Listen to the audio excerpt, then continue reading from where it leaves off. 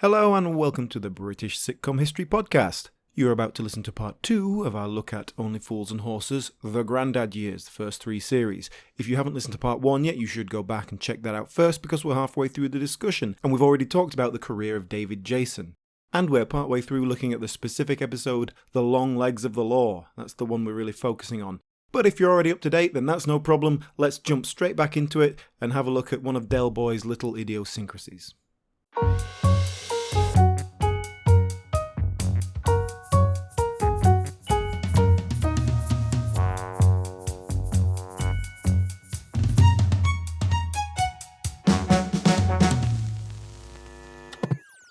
We do get here, obviously this is something he does a lot, but Del Boy using his French phrases. Oh, yes. Now this is interesting because earlier we talked about the steptoe comparison. Harold's desperate to get out and make more of himself and Albert's always holding him back. And there's a slight difference here in that Del Boy has pretensions.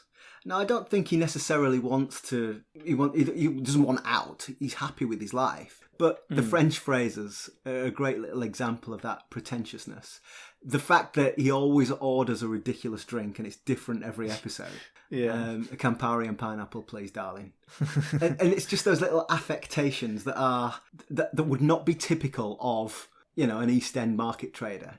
His upwardly mobile affectation. Pretension. Yeah, and the clothes he wears as well speaks to that. It's very much that dress for the job you want, not the job you have kind of attitude. He's got a monogrammed shirt, there's Del Boy written on it. He's got a leather jacket or whatever. Like he's got the gold sovereigns. He's showing his wealth. It's a show of wealth. And in the same way that ordering the drinks in the French, it's a show of sophistication. It's like, oh yeah, sometimes I pop over to Monte Carlo and have a couple of drinks.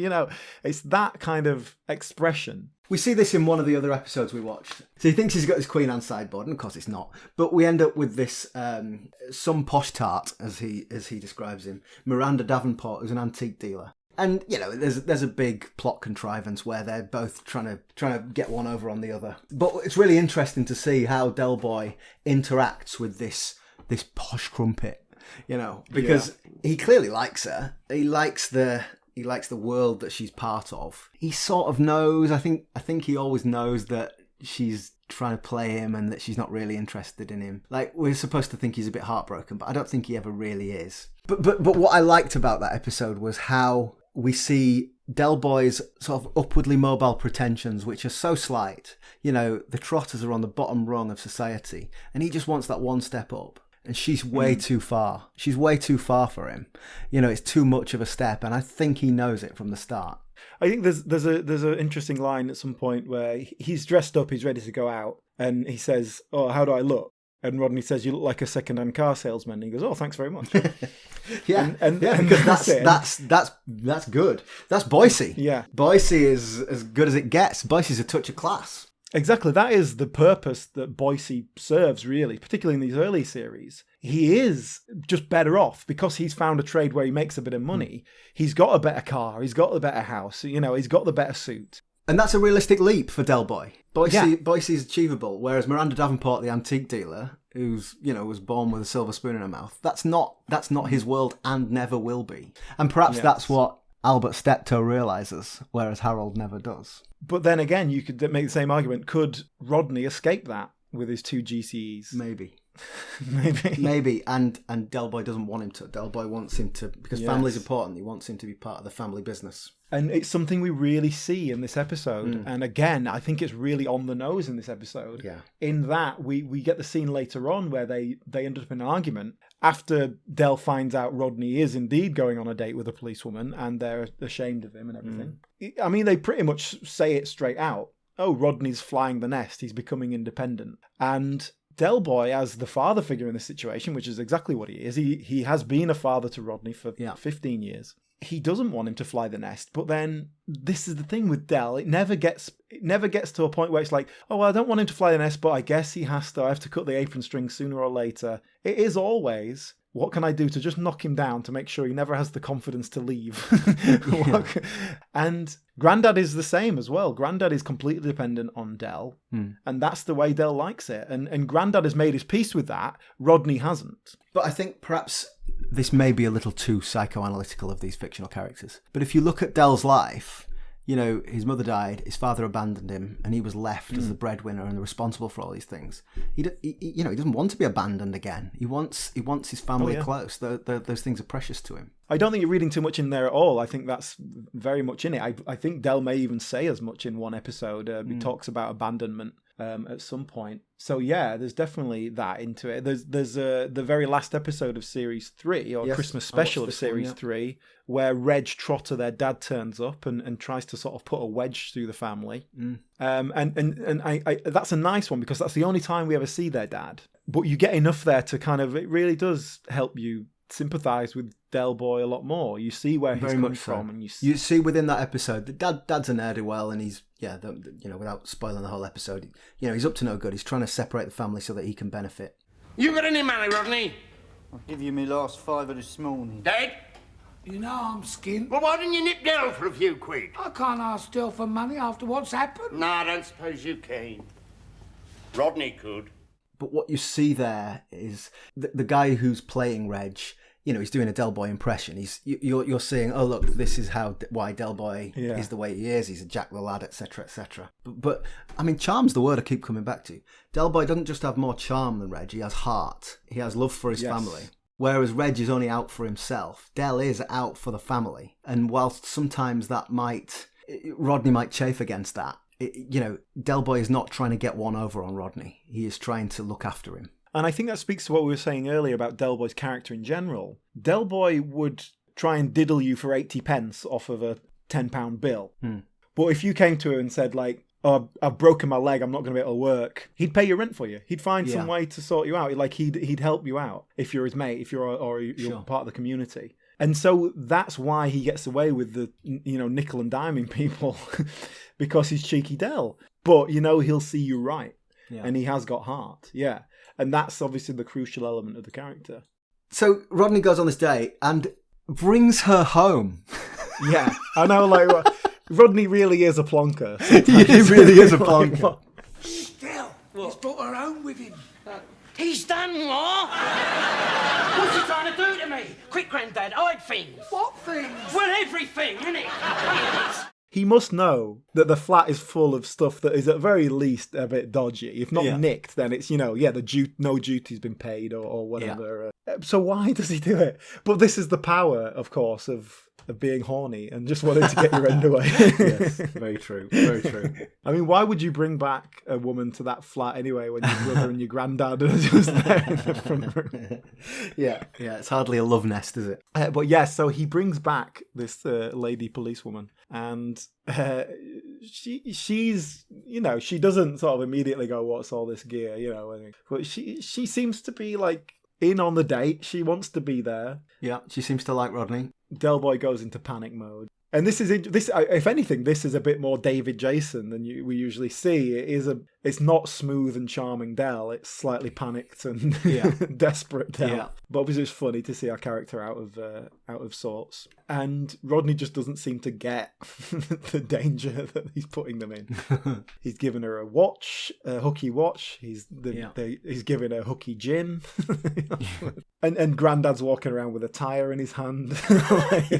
Unexplained. Just he's got this motorbike tyre that he's walking around with. Because he was trying to hide it, but he managed to just walk around with it for 5 minutes. Well, I'll tell you what, let's just divert again, because that is our way. Let's talk about Grandad. Let's talk about Leonard Pierce. Okay, obviously, we've broken up Only Fools and Horses to the Grandad years. So we know that he very sadly died at the end of Series 3. Mm-hmm. But let's go back in time and tell me about Leonard Pierce. I mean, the most egregious example of an actor who found fame at the end of his life, This isn't just the first line on his obituary. It's the reason he's got an obituary, Sure. He was, but having said that, he was a perfectly good, solid jobbing actor. He was, a bit of an old school classical actor, really a stage actor, theatre stuff. He was born in 1915, trained at RADA. He worked with the RSC. He worked at the National Theatre with Laurence Olivier. He was a classic actor, but never a lead. And obviously that comes with fallow times as well, where he was just, struggling here and there.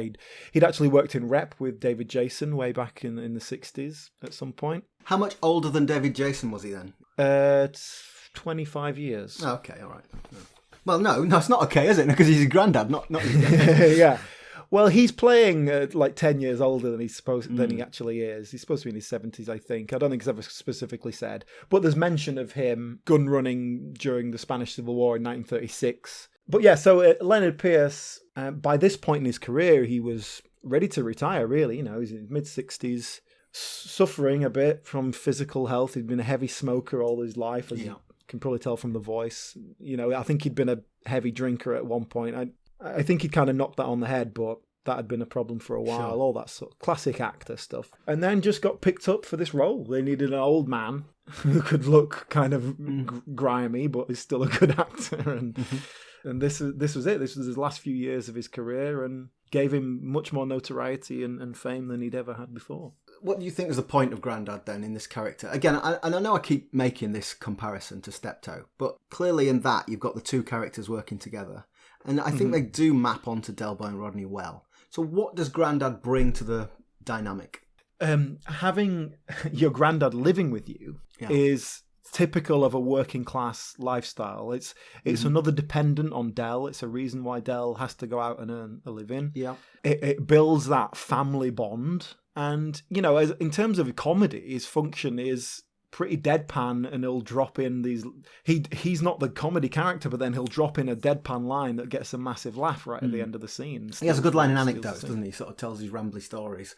And the joke is almost, what is Grandad on about? You know, the anecdotes are rambly by design. There's one, I can't even remember what the anecdote was, but he ends it by saying, "There's a moral to this story, but for the life of me, I can't find it." And I thought, well, yeah, neither can I. Well, you should shut up. I think that reaches its sort of end point in in an episode in series 3. I think it is where they go to Spain and he gets arrested, and this is when he's telling about how he was a gun runner during the Spanish Civil War. Okay. And it takes him 15 minutes to tell this story, like to the point where Rodney says, "Is there any point in me making plans for my future, or are we getting somewhere with this?" Like, so they even build that into the comedy that they're sick of his rambling things. Right. But it's funny that that's built into the character, but it's not there all the time. They'll just drop it in when they need it. I guess when they need to fill a bit of time. Well, yeah, maybe that's what it is, yeah. He's not a rambly character in a kind of everything he says doesn't get to the point. He does. He's there. He kind of serves whatever function they need him to. Yeah. But it is interesting. We'll deal with this really the next time that we talk about Only Fools and Horses, but the difference that comes with Uncle Albert, who is a much more energetic character, and is able to do a lot more physically, but also just lifts the energy. Grandad is a bit of an anchor, and I think he's supposed to be that. Like, he is the old generation who is stuck in this time and place. Yeah, you can believe that Del Boy would go emigrate to Australia and try and make his life there. Yeah. Rodney could get perhaps a legitimate job as a bank clerk and kind of get a bit more middle class. You know, these things are achievable. Grandad is rooted in that brick and mortar, and he is an anchor. Yeah. So that comes through in the character, and I think it does set a certain pace. You know, he's a slow character, and the show has to work to that pace sometimes. And it's going to be very interesting, we'll do this next time, to look at how that changes. Yeah. Because, yes, basically what happened was Leonard Pierce died.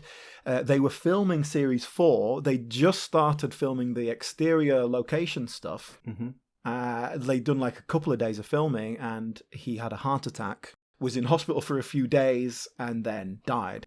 Sort of a groundbreaking in sitcom history in that they didn't stop the show. They didn't even stop filming and delay the series. They did for a few days, but basically what happened was they picked an episode that was going to be later in the series and like, okay, Grandad's not in this one too much. We can write him out of this one quite easily. Let's do that one first. Got that in the can. And then John Sullivan wrote a funeral episode. Yeah. Episode 2 of the series is Grandad has died, and it's his funeral. And it's a great episode. It's a great piece of writing because it very respectfully and personally deals with this character death, but obviously they're dealing with the actor death as well. Sure. They filmed a funeral scene like a few days after they'd been to this guy's funeral. Right, okay. Everyone seems to say that this was a really close-knit group. They were family. You know, they treated each other as family and in the show, you know, Ray Butt, John Sullivan, and the actors. So they were genuinely touched. Those scenes of them at a funeral, it's genuinely emotional. And then, in the same episode, deftly deals with grief, how different people mourn, and introduce a completely new character that is then going to be established for the rest of the show. So Uncle Albert comes to the funeral, presumably. Yeah. It comes to the funeral and never leaves. Yeah. It's a great piece of writing, just in terms of actual skilled writing, to deal with that situation. But he turned it around in a couple of weeks, basically. Wow. And to establish a new character who is going to fulfill the same purpose, but is totally different character. Yeah. So the rest of Series 4, presumably that was all written, so was rewritten for the new character. I wonder if, and I don't know if you know the answer to this, I wonder how much was rewritten, if it was just put Grandad's lines in Uncle Albert's mouth, or more than that. I think that's basically what they did, but then there's a bit of change just because he is a different character and they could give him more. But no, the plots basically and were basically the same, yeah. It's remarkable. It is a remarkable piece of writing, but also just a remarkable piece of sitcom, because they're not afraid to just like, okay, look, no jokes for a couple of minutes because we're having some serious emotional moments. Yeah. But also, it's not something that is done to acknowledge a character's death in a show. It hadn't been done before. Certainly not as a consequence of an actual death.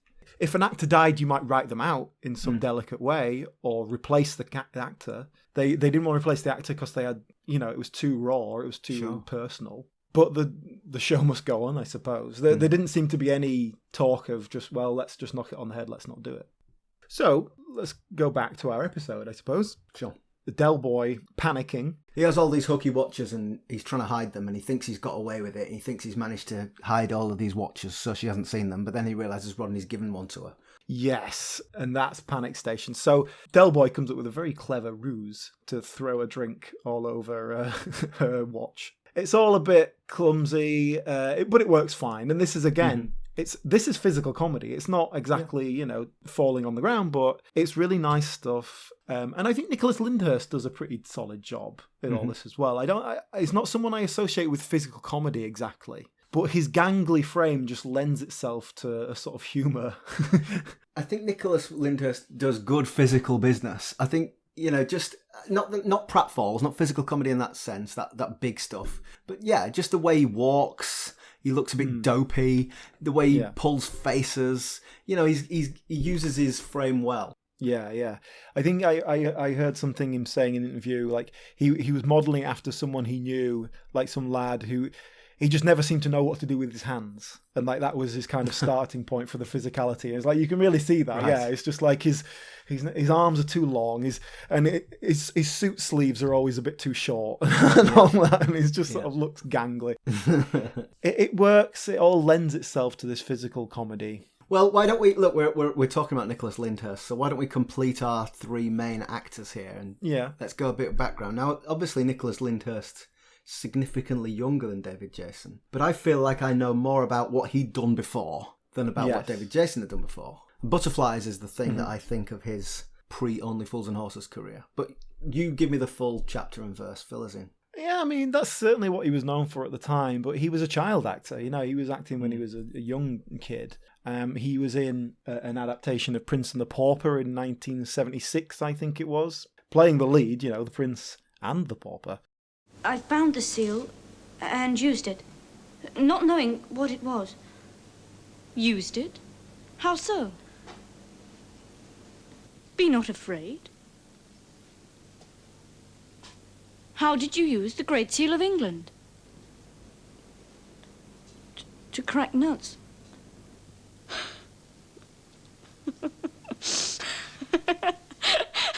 Can I tell you something that when I looked on IMDb that leapt out at me, which will mean nothing to you?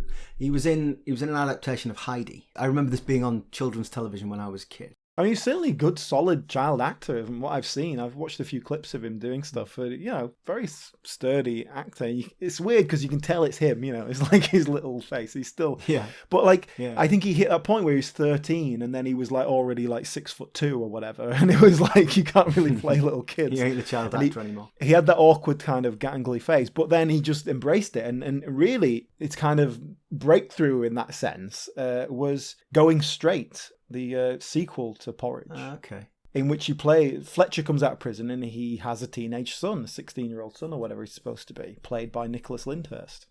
How are you, son? How's it going, all right? I can't shake off this guitar. Ingrid, you see my extendable steel tape measure? Oh, do you really need it this moment, Raymond? No. What time is it? 10-2. I'm late then. And in that, he is much more of the Rodney character than he is in Butterflies. He's I mean, in that, he's really very stereotypical kind of teenager. Oh, I don't know what's going on. But that's kind of more Rodney. Whereas Butterflies, which started about 6 months after Going Straight, he's a bit more peppy. He's got a bit more to him, a bit more middle class, actually. Yes. Oh, boy. Either of those will do me. Just take your pick. Oh, I'll take Alison. She's got style. I'll take Joanne. She's got boobs. I get bored of those. I mean, they're all right for a while, but I don't go for too much of them around the house. Certainly brighten up breakfast, though. Even in Butterflies, because Butterflies started in 78 through to 81, and then they did another series in 83. And it's weird because in 83, it's Rodney. He looks more like Rodney in that because he's an adult by that point. He's not a teenager anymore. And there seems to be a point in between, around 1982, sort of in between series 2 and 3 of Only Fools and Horses, where he does, well, as my grandma would say, get his man's face. Like he sort of loses that little bit of sort of puppy fat and boyishness. Yeah. And it's funny, like, he is so young, because even in the first series of Only Fools and Horses, the character's 21. He was only, like, 19, I think. And I think there is a real maturity to him, as much as Rodney is an immature character. Nicholas Lyndhurst, I guess he was already a consummate professional, I suppose. But to be able to walk into a room with the likes of David Jason, who's twice your age, and not just be able to work together, but be peers and find the chemistry, and apparently they got on really well as well. Nicholas Lyndhurst's career bears out. He is certainly a professional comedy actor. I think he does nice work in the sense that he's not overtly comic in the way that perhaps David Jason, Ronnie Barker is. Yeah. But he's also not a straight man either. I think you have to be a good actor to get away with that as well as just a good comedian. That's a good point. As you're speaking there, I'm thinking, and before and after, Nicholas Lyndhurst has done lots and lots of sitcoms. But I don't think of him as a comedy actor. It's totally unfair. He is. He absolutely is. Yeah. I think of him as an actor rather than a funny guy. And yes, that is in a contrast to David Jason. I think of David Jason as a funny actor. Yeah. So back to our episode, and now Rodney takes, I've forgotten her name, Rodney takes his girlfriend back to her place this time, which seems more sensible. And then the worm turns and she reveals that she actually did spot all of that stuff. Yeah, on the doorstep. It's a nice little scene, a new set. A new set for this the scene, lobby of her flat, which seems just a slightly more upmarket than theirs, but still not all that nice. No, she's a young police person, so it's not going to be a good wage or anything. What I do like about this, obviously, she basically says, look, I know all that stuff's nicked. I have to do my job. And he's like, well, come on, I bought you a doner kebab. I like that. I liked it. That was his genuine defense. Like, what? I bought you a packet of cashews at the cinema. Come on.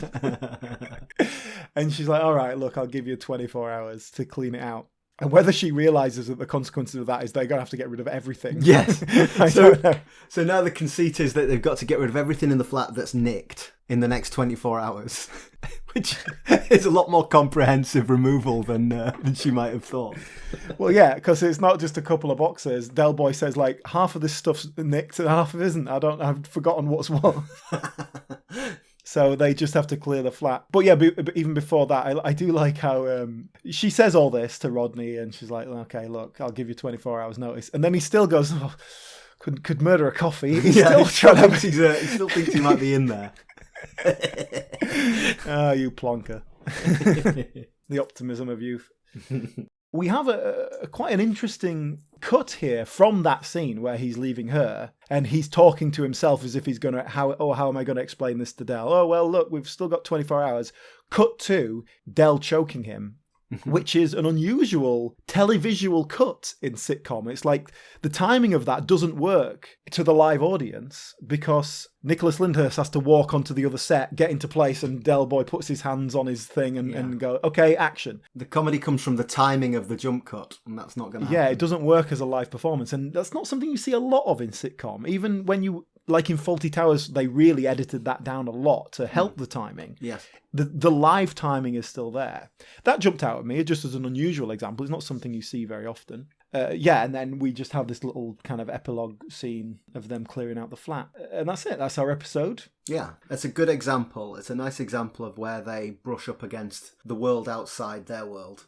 Do you know, I'll tell you something we haven't really talked about, which we usually cover right at the beginning. We didn't talk about the theme tune. A very famous couple of theme tunes for Only Fools and Horses. Obviously, the famous theme tune that we all know and love was not the original theme tune. The show originally in Series 1 had a kind of jaunty saxophone theme that was composed by Ronnie Hazelhurst, who'd done loads of BBC stuff. In fact, it sounds like this.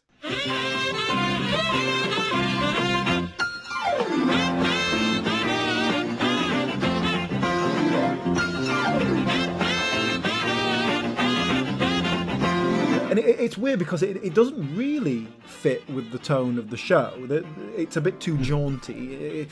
And I think people generally accepted that. Like even the BBC execs were like, yeah, it doesn't really fit, does it? And so John Sullivan wrote the theme tune and... Did he sing the theme tune? In his way. He does, yes. That's a whole other story. But yes, he wrote the theme tune and then Hooky Street, the sort of ending credits, theme. Yeah. It served a double purpose of it was a bit more in character with the show, but also it explained the title, which we haven't really dealt with. Only Fools and Horses. Yeah, that's a good point. Because to us now, that means TV show. That means that sitcom that everybody knows. But actually, it's a really clunky and awkward title that doesn't mean anything to anyone. Terrible name for a television programme. Yes, and then John Sullivan wanted to call it that because he liked this phrase, only fools and horses work. It was this phrase that he kind of liked. There's an episode of Citizen Smith called Only Fools and Horses prior to this. He wanted to call it that, and the executives were like, this is a crap title, we don't want it. And so he basically said, all right, what else have you got? And they were like, well, just stick with it, I suppose. He put the onus on them to come up with something better, and they were like... But you said it was initially called Reddies when it was just a pilot script. That was his working title, yeah, which makes more sense, really, doesn't it? Yeah, that works better as an objectively as a sitcom name. So, yes, it's the benefit of the theme song meant that it explained the title. They actually get the full phrase, only fools and horses work. It's like, okay, we get that. And John Sullivan's theory on it was that it's like a sarcastic remark on Del Boy, who goes to so much effort to not have a job. You know, yeah. I mean, he's grafting. Exactly, yeah. So I like that. I think the theme tune's great. I think it's one of those things that, you know, and I've obviously been watching this. I've heard it about 30 times in the last few weeks. Alan, before you talk about the theme tune, can I just finish up the original theme tune? Now, but my question to you is, how long was that the theme tune of the show? Just the first series. And it was after the first series that they had the time to kind of go, okay, well, let's do something else. These days, certainly in the DVD versions I've got, it's not on it, but there's some older video versions that have the original theme tune on them. So it's out there. The actual sort of classic theme tune that we all know and love now, I think is very iconic, and I think we do all know it and probably all love it. But I wanted to ask you, in the song, there are several things listed that are on sale, I guess, are for sale. I just wondered how much of this has permeated your consciousness. Obviously, you've heard it a couple of times. Okay, right, hang on a sec. You got your half-price something. David Bowie LPs. Yeah. Trevor Francis tracksuits from a mush in Shepherd's Bush. Yes. Bush. But I've missed a few things there, haven't I? That's not bad. You got a few, yeah. I don't know what that is. Half-price bum. I can't finish that sentence. We've got half-priced cracked ice. Cracked ice. Yes. Go on. We got some off-price cracked ice and miles of carpet tiles, TVs, deep freeze, Davy Bowie LPs, pool games, gold chains, what's her names, and at a push. Trevor Brooke in track suits from Mush and Shepherd's Bush. Bush. Well done. Excellent. Wow. First go as well. Hey, you know, we talked, like, Trevor Francis reference is great. You know, we talked about that Bertie Smalls reference. That's very of its time, Trevor Francis. They were talking about Chelsea in this episode, and Del Boy says, you should never have sold Greavesy. I don't know, Greavesy. Jack Greavesy was a footballer, wasn't he? But yeah, Trevor Francis, first £1 million footballer, would have been very much the big football news at that time. just to sort of come on to that, I don't feel like watching this that it is particularly set in its time. There's the odd references there and everything, but it doesn't feel that 80s, does it? I think it could have been 10 years earlier, 10 years later, maybe. I know what you mean. I mean, apart from those obvious cultural references from time to time. But this was my question earlier, which we haven't really answered. I'm not sure we're going to. That idea of, is this Thatcher's Britain? When we talked about Bread, which was the second half of the 80s, that very much feels like Thatcher's Britain. Whereas this doesn't, because, she'd only been Prime Minister for 18 months. It wasn't Thatcher's Britain yet. I think you're right. I think that this is just working class chancers, villains, depending on which side of the line you fall. And yeah, this is a story, and our constant references to Steptoe suggest it could have been told 10, 20 years ago. I think the later series, Del Boy gets a bit more yuppie-ish. Yes, with his file of facts. I think it starts to feel a bit more 80s then, but we'll have to look at that in the future. But just to get back to the theme tune there, of course, yes, John Sullivan did sing it, but he was not a singer by any means. You don't say. And the original plan, or certainly what he wanted, was for Chaz and Dave to do it, because it is in the style of the Rodney style.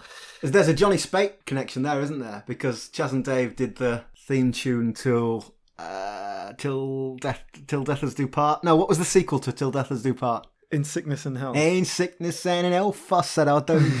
That was Chaz and Dave. But that would have been after this, wouldn't it? It would, yeah. That was mid-80s, yeah. I think he wanted Chaz and Dave to do it, but just before this happened, they had a couple of big hits and were suddenly a lot more famous, and they went off and toured Australia. So when they got this offer to say, oh, we got a TV theme tune, it's all written, we just need you to sing it. Do you want to do it? They were like, no, not really. In hindsight, it would have been nice to be. And they do pop up later in Jolly Boy's outing with Going Down to Margate. Down to Margate. I absolutely love Chaz and Dave. One of my guilty pleasures. They couldn't get Chaz and Dave, so Ray Butt called John Sullivan and said, "Oh, come down to the studios. I've got a plan. We're going to work something out." He went down there and he says, "Oh, you're going to sing it." He was like, "Well, I'm not going to sing it. I can't sing it." So he got him drunk and got him to sing it, and that's why we have the theme tune that we have. Excellent. Which is interesting. It's an interesting side story of this. It's again very unusual. How did that come about? But so did John Sullivan ever sing anything else? Like Dennis Waterman, that's the joke. Wrote the theme tune, sing the theme tune, and he sort of did that for several things. I don't think so. He doesn't seem to take any pride in his singing. He doesn't. But I think he wrote the theme. He liked to write the theme tune. He wrote the theme tune to Citizen Smith as well, and Dear John, as we spoke about before. He obviously liked to write things. That he was a writer, but Sure. I think he kind of put the tune together in a kind of non-musical sense, in a kind of like, oh, here's what I want it to go like. Now I'm just imagining the Dear John theme song sung in that Cockney Barrow Boy voice. By the time you read these words, I'll be gone. But it works. Lovely I stuff. think it really does sum up the show a lot, really nicely, and it has I guess it has a personal touch because it's John Sullivan. Stick a bunny in me pocket. I'll fetch the suitcase from the van. 'Cause if you want the lessons but you don't ask questions, then brother, I'm your man. So as we spoke about before, David Jason was not an obvious fit for Del Boy. He was not the first choice either. A couple other people turned it down. And famously, Jim Broadbent was offered the part. Ah, that's interesting. I believe he was just unavailable rather than want to do it. He was doing a Mike Leigh play at the time. But Jim Broadbent's in Only Fools and Horses, isn't he? He's Slater, a policeman. That's right. He's in a few episodes as D.I. Slater, including in this first, the Grandad years, as we shall call it. Where he is introduced as a character, and then they bring him back a couple of other times when they need a kind of antagonist police guy. But I think it was originally written just as this one-off character. But by writing it in as someone who they knew when they were kids, it's the first time that we really start to talk about Boise, Trigger, Del Boy were kids together and grew up together, as opposed to just they've got to know each other as adults, which is starting to build more and more history, which they come to rely on more and more as those characters come into it more. And obviously they do a prequel ultimately. But I think originally written, they were just other people in the community. And it's sort of part of a deliberate attempt by John Sullivan to increase the world and create more of a world around the Trotters. So in the very last episode of Series 3, not including the Christmas special, we introduced Denzel and Mike, the landlord of the Nag's Head. World building. Yeah, whereas mostly these characters come and go, just as you need them in one episode or whatever. So we'll deal with all that more later, which is why we haven't really talked about any of those guys. Of course. But it'd be nice to talk about Jim Broadbent as Slater, right, just quickly. It is that very much engaging with the police. The fact that he's one of them, but then he went over to be a policeman, and he is just like the worst kind of person who would literally arrest his own father. And is also quite unscrupulous. He's not a by-the-book copper who will do the right thing, but these guys are doing bad things, so he wants to arrest them. Yeah. He's quite happy to frame people and to work, the on the other side of the law to get what he wants. And you can see that. I mean, we saw this in our episode that we've been discussing, how Del's got that level of fear of the police. You can see in his interactions with the Jim Broadbent character, there's fear there. Del really is scared of this guy. Yes, and that adds to all that, even though we've seen this. So in Long Legs of the Law comes way before that, when we know that one of his childhood friends has kind of screwed him over before, and he's you know when to keep your mouth shut and all that sort of thing. But yeah, I think Jim Broadbent is a really great drop-in actor. He's obviously a great actor, but in a great character here, brings some great life to that character. No surprise they brought him back. And there's definitely a nice run in supporting characters in this show, but then also quite a strong run in very forgettable and wooden performances. I mean, even in the Long Legs of the Law that we've been looking at today, the woman who plays Sandra, the policewoman whose name is not even coming to me on top of my head, obviously she's not particularly famous. She's okay, but she's not particularly bringing anything to that role. And to be fair to her, I don't think John Sullivan is particularly cracked at this point of his career writing female characters. Yeah. There is certainly a dearth of female characters in general in Only Fools and Horses, but certainly well-written ones. Again, the antiques dealer female character that we have is very kind of one-dimensional character. Posh woman. Yeah, and it doesn't help that episode. That episode is quite poor, in my opinion. The plot doesn't really hang together. Well, it'll be interesting to see when, we know that in later series, both Del and Rodney get married and they find love, and we get more female presence within the episodes. So it'll be interesting to talk about that next time. Right around Series 4, actually, John Sullivan started writing Just Good Friends, which obviously has a prominent female character. I think that was a conscious effort by him to write a female character. So, yes, we will discuss that next time as well. Little point of trivia, a little weird little trivia point here as well. There is an episode, I think it's episode 1 of Series 3, it's called Homesick, and in that, just to connect back to a previous episode of ours, the two old women who live at the hotel in Fawlty Towers, they both appear in this episode of Only Fools and Horses, both in the same episode, not together. I was going to say, are they connected to each other in Jim Bracken? No, but they're basically both just kind of housewives who are knocking about the market, and they ask Del a question separately, kind of in the same scene, but they're not together. Just a coincidence, I think, that there's two old lady actors that they brought in. How long after Fawlty Towers would that have been? That would have been a few years after the second series, right? Okay. 82. So, but then also in that same episode, there is another character, just in one scene, just a bit of a one-off character called Basil, which is obviously an unusual name. I don't know if that's a coincidence or not, but maybe that's a little in-joke.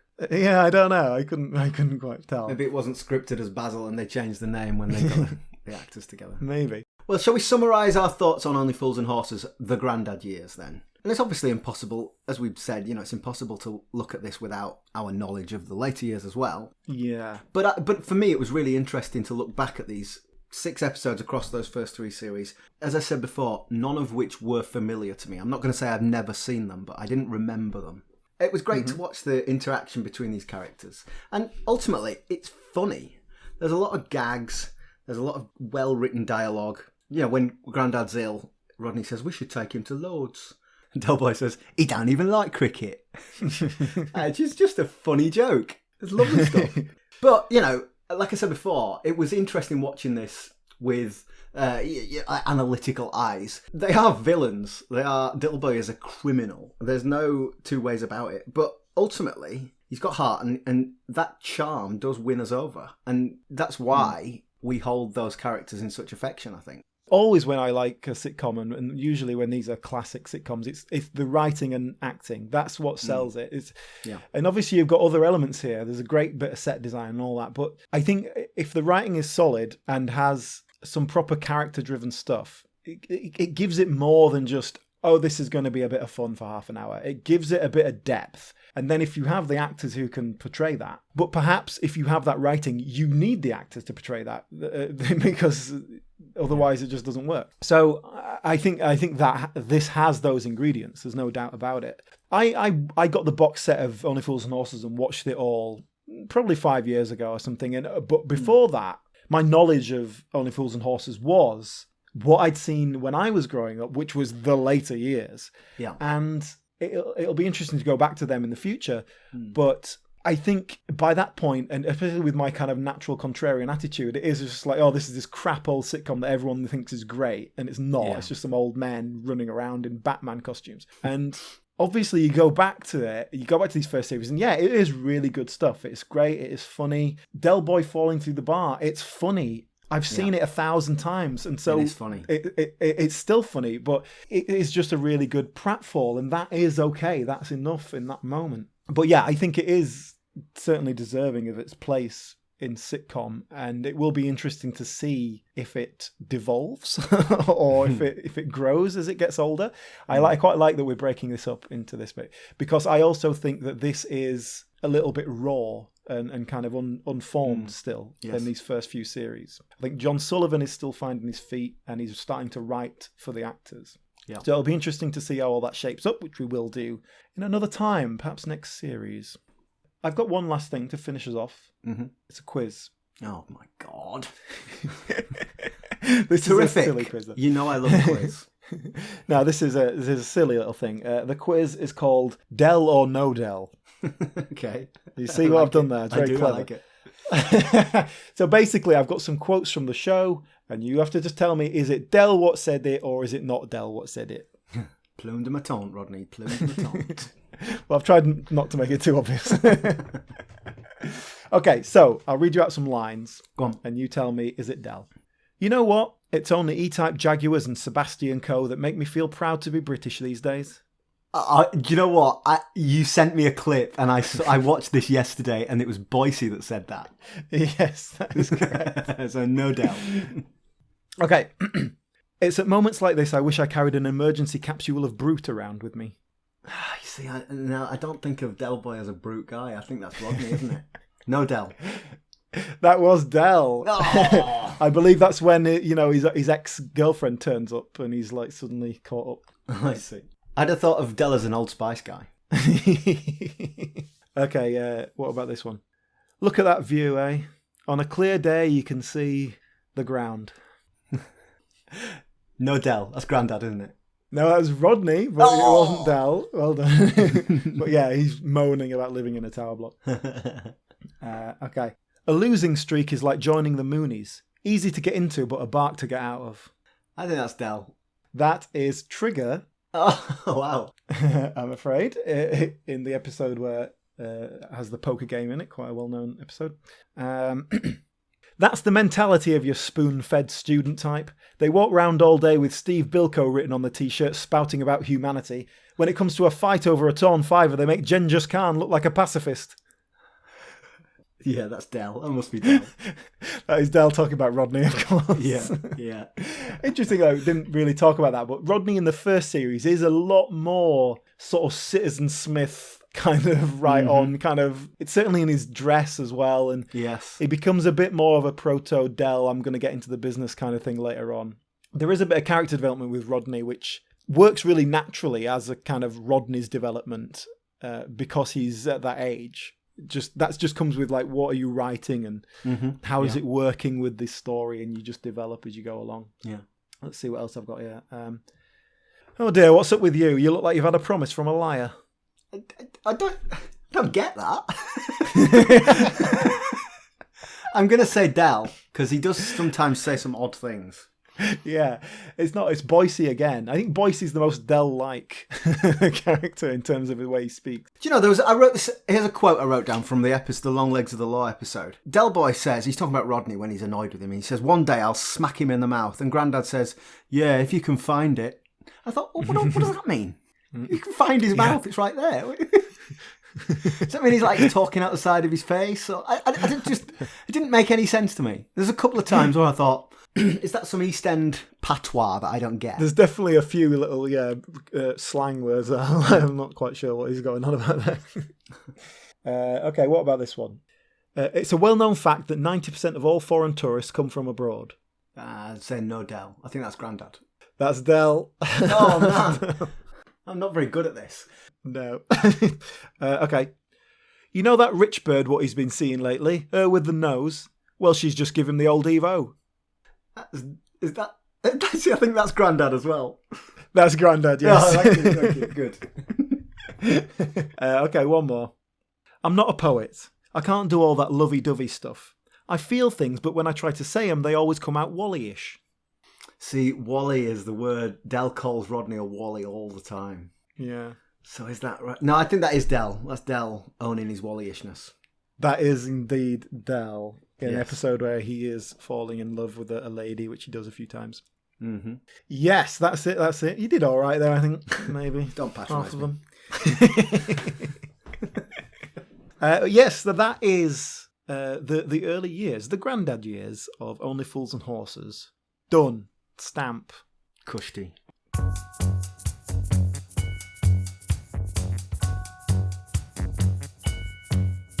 Thank you for listening, and we will revisit Only Fools and Horses again at some point in the future. In the meantime, you can carry on listening to all our other episodes, and please do follow us on the social media. That is at BritcomPod on Twitter and Instagram. And do rate and review us on iTunes if you enjoy the show, because it helps us spread it to a wider audience. Thank you very much. See you next time.